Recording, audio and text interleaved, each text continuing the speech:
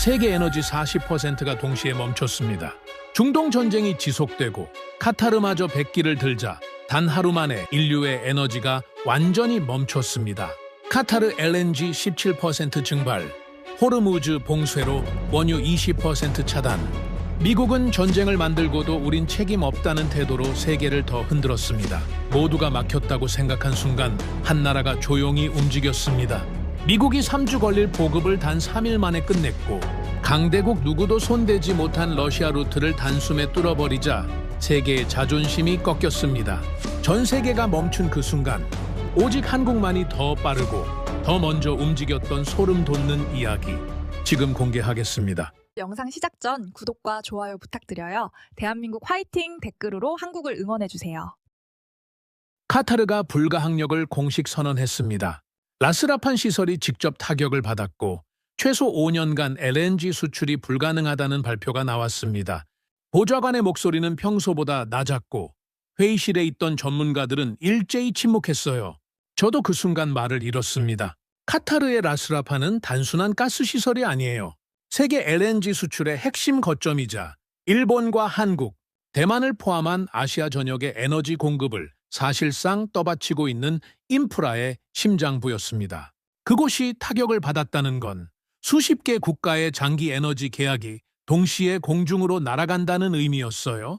저는 보고서를 받아들고 천천히 내용을 읽었습니다. 수치는 냉정했어요. 카타르 전체 LNG 수출량의 17%가 즉시 붕괴됐고 잔여 계약 이행 가능성도 불투명했습니다. 25년 경력 동안 이런 규모의 공급 붕괴는 처음 보는 것이었어요.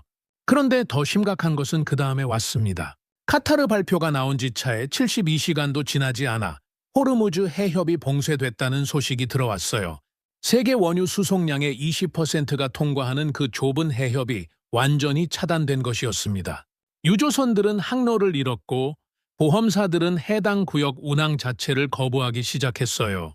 법적 보호 없이 배를 띄운다는 건 불가능한 일이었고 해상 물류는 사실상 마비 상태에 빠졌습니다. 저는 싱가포르 사무실 창문 너머로 항구를 바라봤어요. 평소라면 분주하게 오가던 대형 화물선들이 그날은 먼 바다에 정박한 채 꼼짝도 하지 않았습니다. 배가 멈추면 세계가 멈춘다는 말이 그날처럼 실감난 적이 없었어요. 현장 보고들은 하루가 다르게 심각해졌습니다.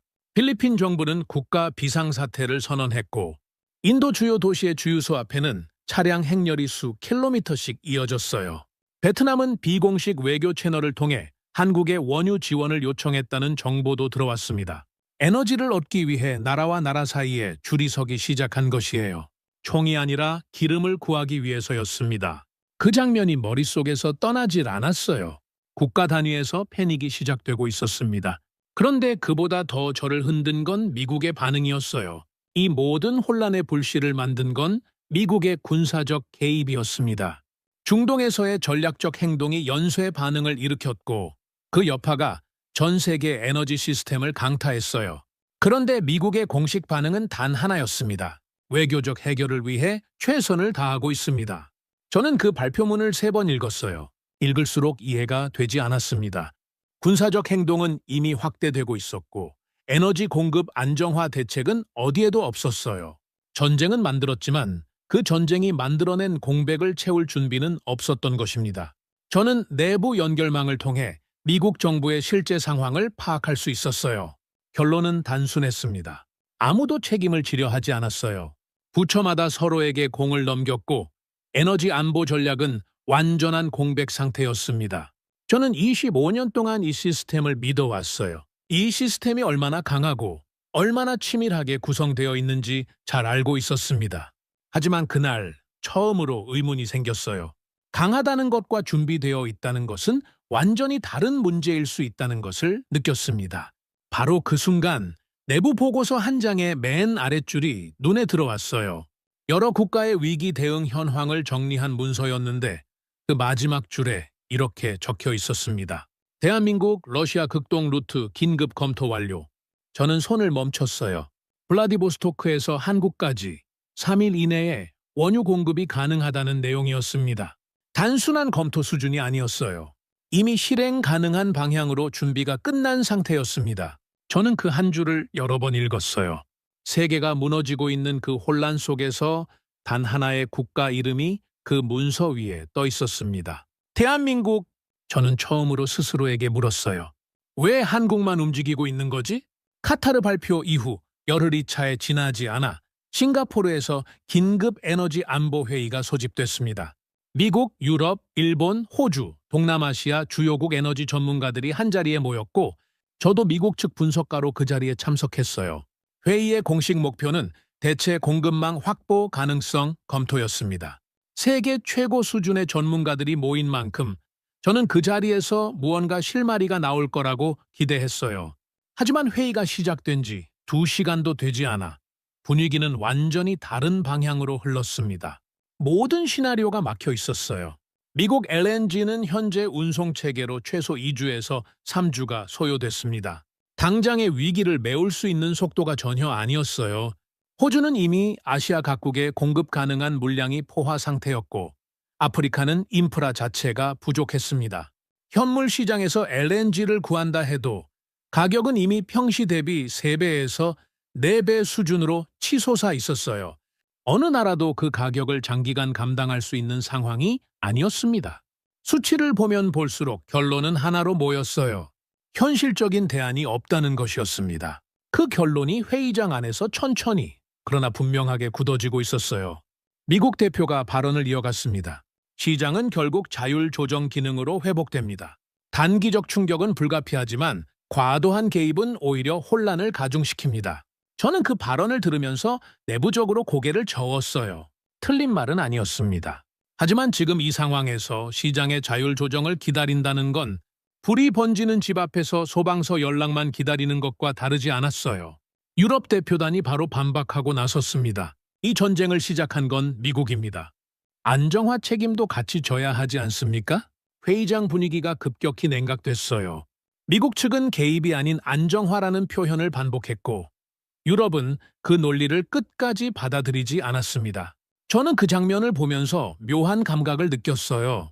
저도 미국 측에 속한 사람이었지만 그 순간만큼은 그 자리가 불편했습니다. 우리가 정말로 이 상황을 통제하고 있는 건가? 그 질문이 머릿속에서 자꾸 맴돌았어요. 회의는 결론 없이 흘러가고 있었습니다. 전문가들은 서로를 바라봤지만 누구도 구체적인 해법을 꺼내지 못했어요. 최소 6개월 이상의 에너지 공백은 불가피하다는 절망적인 전망이 사실상 공식화되어 가고 있었습니다. 회의실 안의 공기가 무거워졌어요. 희망을 찾기 위해 모인 자리가 아니라 절망을 확인하는 자리가 되어가고 있었습니다. 그 분위기 속에서 진행자가 마지막으로 발언 기회를 열었어요. 그리고 조용히 한 사람이 손을 들었습니다. 한국산업통상자원부 출신 에너지 전문가였어요. 회의장 분위기는 크게 달라지지 않았습니다. 솔직히 말씀드리면 저도 그 순간 큰 기대를 품지 않았어요.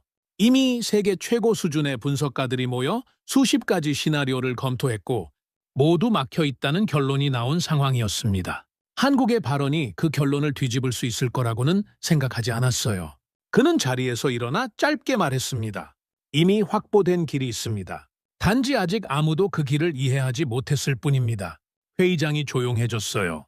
일부는 의아한 표정이었고 일부는 가볍게 실소를 흘렸습니다.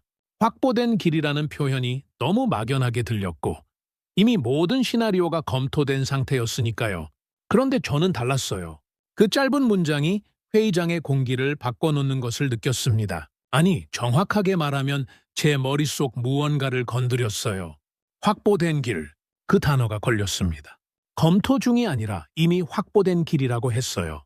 그 표현의 무게가 달랐습니다. 저는 회의가 끝나는 즉시 자리로 돌아와 노트북을 열었어요.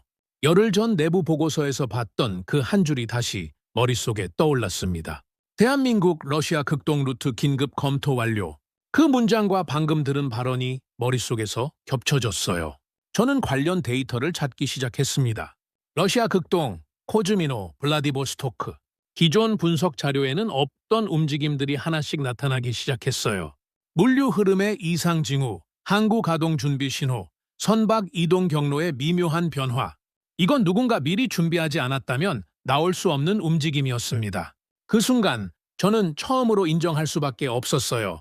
우리가 불가능하다고 결론 내린 세계에서 한국은 이미 다른 지도를 들고 있었습니다. 우리가 모른다는 것을 몰랐던 변수가 분명히 존재하고 있었어요.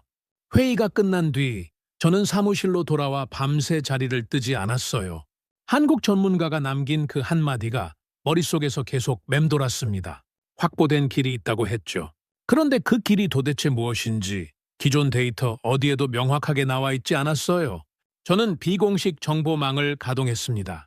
25년 동안 쌓아온 현장 인맥과 내부 채널을 전부 동원했어요. 키워드는 세 가지였습니다. 러시아 극동 코즈미노 초당이 공급. 처음에는 별다른 것이 나오지 않았어요. 하지만 시간이 지날수록 파편처럼 흩어져 있던 정보들이 하나씩 맞춰지기 시작했습니다.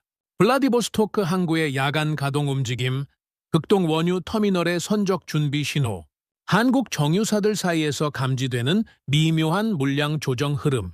이건 단순한 우연이 아니었어요. 누군가 미리 설계해두지 않으면 나올 수 없는 움직임이었습니다. 그리고 결정적인 수치가 눈앞에 나타났어요.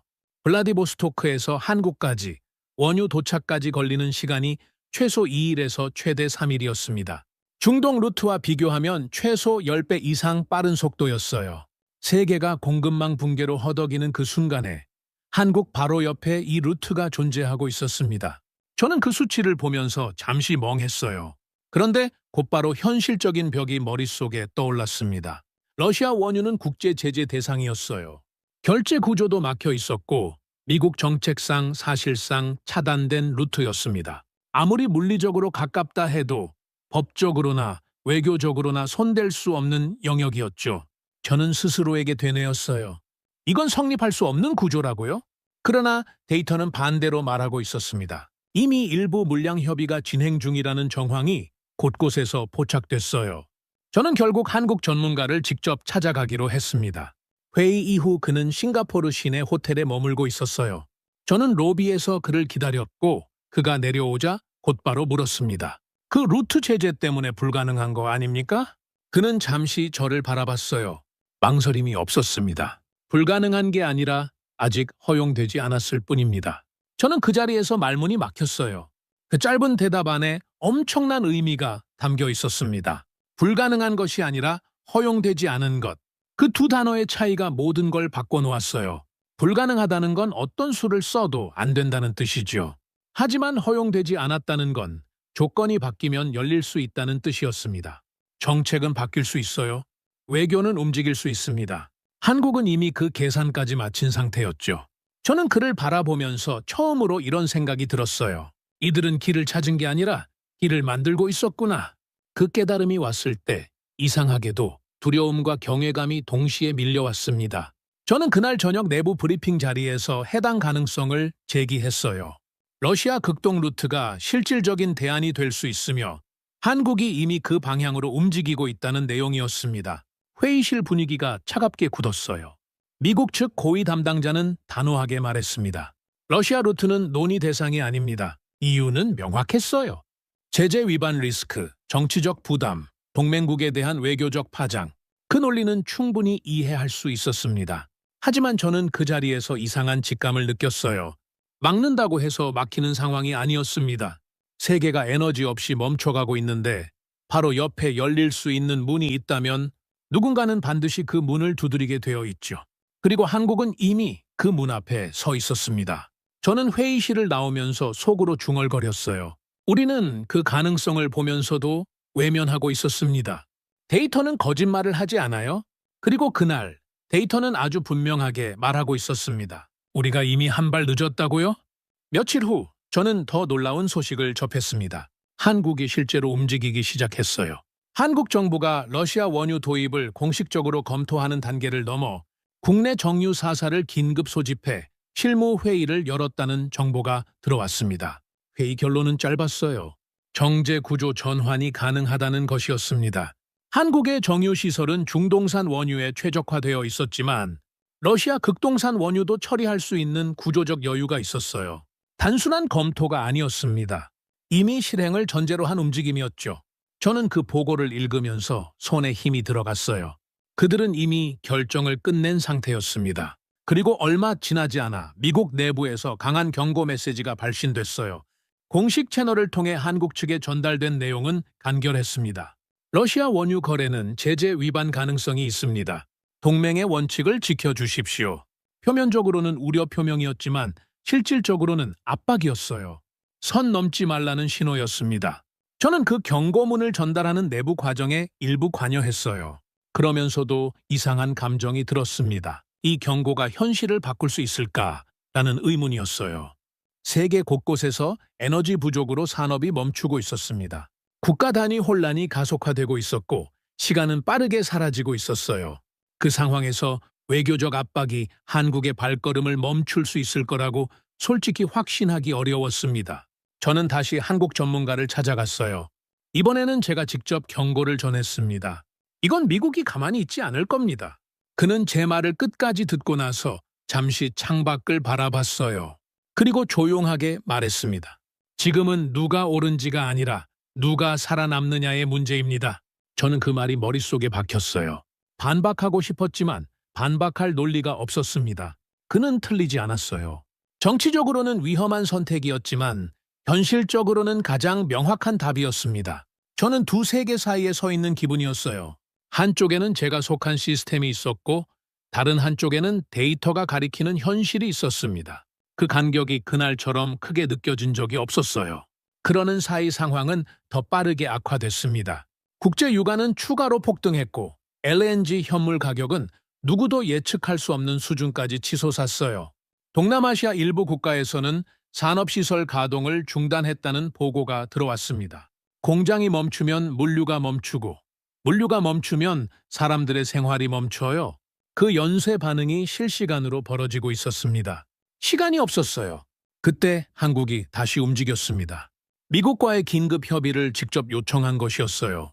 러시아 원유 도입과 관련한 결제 방식, 즉 루블화와 위안화 활용에 대한 논의였습니다. 제재 틀 자체를 깨려는 게 아니었어요. 그 틀 안에서 예외를 만들어내려는 시도였습니다. 저는 그 전략을 파악하면서 말 그대로 멈췄어요. 이건 규칙을 어기는 게 아니었습니다. 규칙을 비틀고 있었어요. 시스템 안에 머물면서도 시스템이 예상하지 못한 방향으로 움직이고 있었습니다. 저는 그제야 진짜로 이해하기 시작했어요. 한국은 처음부터 이 구조 전체를 읽고 있었던 것입니다. 어디서 막힐지, 어디를 비틀면 열릴지 그 경계선을 정확히 계산하고 있었어요. 그리고 지금 그 계산을 하나씩 실행에 옮기고 있었습니다. 저는 그날 밤 오랫동안 창밖을 바라봤어요.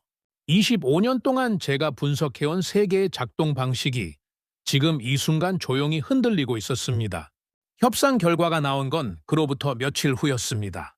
한국과 미국 사이의 긴급 협의가 마무리됐다는 소식이 내부 채널을 통해 들어왔어요. 저는 그 내용을 받아들고 천천히 읽었습니다. 결제 방식에 대한 예외적 허용이었어요. 루블화와 위안화를 활용한 결제 구조가 제재 틀 안에서 조건부로 인정됐습니다. 불가능하다고 여겨졌던 조건이 단 하루 만에 바뀐 것이었어요. 저는 그 문서를 한동안 바라봤습니다. 이건 단순한 협상 타결이 아니었어요. 구조 자체가 바뀐 것이었습니다. 한국이 두드렸던 그 문이 마침내 열린 것이었죠. 그리고 러시아가 반응했습니다. 한국을 우선 공급 대상으로 공식화했다는 소식이 이어서 들어왔어요. 러시아 극동 코즈미노 터미널의 선적 준비가 완료됐고 블라디보스토크 항구에서 첫 번째 유조선이 출항 준비에 들어갔다는 보고였습니다. 저는 그 장면을 머릿속으로 그려봤어요. 세계 에너지 시장이 혼란 속에서 허우적대고 있는 그 순간에 블라디보스토크 항구에서 유조선 한 척이 조용히 출항하고 있는 모습이었습니다. 누가 봐도 평범한 장면이었지만 그 안에 담긴 의미는 전혀 평범하지 않았어요. 이틀 후 첫 번째 원유가 한국에 도착했습니다. 기존 중동 루트였다면 최소 2주에서 3주가 걸렸을 물량이었어요. 그런데 블라디보스토크에서 출발한 유조선은 사흘이 차에 되지 않아 한국 항구에 닿았습니다. 속도의 차이가 아니었어요. 차원 자체가 달랐습니다. 저는 실시간으로 들어오는 데이터를 확인하면서 한동안 말이 나오지 않았어요. 한국 정유사들이 정상 가동을 유지하고 있다는 보고가 연달아 들어왔습니다. 공급망 붕괴 속에서 유일하게 흔들리지 않는 나라였어요. 다른 나라들이 에너지 부족으로 산업을 멈추는 동안 한국만 정상적으로 돌아가고 있었습니다. 그 사실이 국제 에너지 시장에 퍼지기까지는 오래 걸리지 않았어요. 한국만 공급 안정을 확보했다는 소식이 확산되면서 시장의 반응이 빠르게 바뀌기 시작했습니다. 일부 국가들이 뒤늦게 러시아 극동 루트를 검토하기 시작했어요. 하지만 이미 때가 늦어 있었습니다. 한국이 선점한 공급 구조는 쉽게 복제될 수 없었어요. 물량도, 협의 구조도, 물류 경로도 이미 한국을 중심으로 굳어지고 있었습니다. 선점 효과는 생각보다 강력했어요. 저는 그 흐름을 지켜보면서 오랜만에 진짜 감탄이라는 것을 느꼈습니다. 25년 동안 수많은 국가의 에너지 전략을 분석해왔지만 이 정도로 정밀하게 위기를 읽고 움직인 사례는 처음이었어요. 우리는 분석하고 있었고 그들은 실행하고 있었습니다. 우리는 가능성을 따지고 있었고 그들은 이미 다음 단계를 밟고 있었어요. 저는 그 차이가 어디에서 나오는 건지 직접 물어보고 싶어졌습니다. 마지막으로 한국 전문가에게 연락을 취했어요. 전화기 너머로 그의 목소리가 조용하게 들려왔습니다. 저는 물었어요. 처음부터 이걸 예상하고 있었습니까? 잠시 침묵이 흘렀습니다. 그리고 그가 답했어요. 예상한 게 아닙니다. 위기가 오면 어디로 움직여야 하는지 알고 있었을 뿐입니다. 저는 전화를 끊고 한동안 자리에 앉아 있었어요. 예상이 아니라 방향을 알고 있었다는 것. 그 말이 계속 마음속에서 울렸습니다. 위기를 예측하는 것과 위기 속에서 방향을 아는 것은 완전히 다른 능력이에요. 예측은 틀릴 수 있지만 방향을 아는 사람은 어떤 상황에서도 멈추지 않습니다. 한국은 그런 나라였어요. 세계가 멈춘 그 순간에도 혼자 조용히 움직이고 있었습니다. 이건 운이 아니었어요. 설계된 결과였습니다. 그리고 저는 그제야 진짜로 이해하기 시작했어요. 한국이 러시아 극동 루트를 안정화한 이후 세계의 흐름이 조용히 바뀌기 시작했습니다. 바뀐다는 표현보다는 재편된다는 표현이 더 정확했어요. 한국 정유사들은 완전한 정상 가동 상태를 유지했고 나프타 공급도 회복됐습니다. 그 사실이 알려지면서 아시아 각국의 에너지 담당자들이 한국의 대응 방식을 분석하기 시작했어요. 어떻게 그게 가능했는지, 어떤 구조를 만들었는지를 파악하려는 움직임이었습니다. 그게 이미 기준이 바뀌었다는 신호였어요. 위기 속에서 살아남은 나라가 새로운 기준점이 되는 것, 그건 에너지 세계에서 늘 있어온 일이었습니다. 하지만 이번은 달랐어요. 기준을 만든 것이 세계 최강국이 아니었으니까요. 유럽은 러시아 루트 검토를 시작했지만 내부 정치 갈등으로 속도를 내지 못했습니다. 러시아와의 관계를 둘러싼 각국의 입장 차이가 발목을 잡았어요. 동남아시아 여러 나라는 한국에 협력 요청을 보내기 시작했습니다. 직접 같은 루트를 쓸 수 없다면 한국을 통해 물량을 확보하려는 시도였어요. 중국은 현물 시장 의존도를 높였지만 이미 폭등한 가격을 감당하며 비용 부담이 커지고 있었습니다. 누군가는 이미 도착해 있었고 누군가는 이제 막 출발하고 있었어요. 그 차이가 얼마나 큰 간격인지 현장에서 지켜본 저는 누구보다 잘 알고 있었습니다. 미국의 태도도 변했어요. 기존의 강경한 입장에서 조금씩 유연성이 나타나기 시작했습니다. 한국 사례 이후 내부에서 예외적 에너지 협력에 대한 논의가 조심스럽게 열렸어요. 처음에는 논의 대상조차 아니라고 했던 것들이 이제는 검토 가능한 선택지로 올라오고 있었습니다. 저는 그 변화를 보면서 묘한 감정이 들었어요. 우리가 만들었던 규칙을 우리가 따라가고 있는 상황이었습니다. 주도권이 이동하고 있었어요. 통제자의 자리에 있던 미국이 어느 순간 관찰자로 바뀌어 있었습니다. 저는 그 전환이 언제 일어났는지 정확히 짚을 수 없었어요. 워낙 조용하게 그러나 분명하게 일어났으니까요. 어쩌면 한국 전문가가 회의장에서 짧게 말했던 그 순간부터였을지도 모른다는 생각이 들었습니다. 이미 확보된 길이 있다고 했던 그 한마디요. 저는 마지막으로 한국 전문가와 대화를 나눴어요. 짧은 통화였습니다. 저는 오래 생각하다가 딱 한 가지만 물었어요. 왜 한국은 흔들리지 않았습니까? 그는 바로 대답하지 않았습니다. 잠깐 생각하는 것 같았어요. 그리고 이렇게 말했습니다. 우리는 항상 같은 질문을 합니다. 막히면 어디로 갈 것인가? 저는 그 말을 듣고 오랫동안 침묵했어요. 막히면 어디로 갈 것인가? 그 질문이 그들의 준비를 만든 것이었습니다. 위기가 오기 전에 이미 다음을 생각하고 있었고 막히는 순간에도 방향을 잃지 않았어요. 그것이 한국이 흔들리지 않은 이유였습니다. 저는 25년 동안 힘을 분석했어요. 어느 나라가 더 강한지, 어느 루트가 더 안전한지, 어느 공급망이 더 안정적인지를 따졌습니다. 그게 에너지 안보의 전부라고 생각했어요. 하지만 이번 위기에서 배운 건 전혀 달랐습니다. 힘이 모든 것을 결정하지 않는다는 것이었어요. 준비된 선택이 세상을 바꾼다는 것이었습니다. 한국은 가장 강한 나라가 아니었어요. 가장 많은 자원을 가진 나라도 아니었습니다. 하지만 위기 속에서 가장 먼저 방향을 찾은 나라였어요. 그리고 그 차이 하나가 세계의 기준을 바꿔놓았습니다. 저는 그날 이후 세계를 보는 방식을 바꿨어요. 더 이상 힘의 크기만을 보지 않습니다. 얼마나 준비되어 있는지를 보죠. 그리고 막혔을 때 어디로 가는지를 봅니다. 그게 진짜 실력이에요. 한국이 그걸 가르쳐 줬습니다. 저는 오랫동안 믿어왔습니다. 세계는 힘으로 움직인다고요. 하지만 이번 위기에서 깨달았어요. 진짜 차이를 만드는 건 얼마나 강한가가 아니라 얼마나 준비되어 있는가였습니다. 한국은 가장 강한 나라가 아니었어요. 하지만 가장 먼저 움직인 나라였습니다. 그리고 그 차이가 세계를 바꿨어요. 여러분은 이 이야기를 들으면서 어떤 생각이 드셨나요? 위기 속에서도 방향을 잃지 않는 나라. 대한민국은 작지만 가장 빠르게 움직이는 나라입니다. 구독과 좋아요로 응원해 주시면 더욱 재밌는 이야기로 찾아뵙겠습니다. 감사합니다.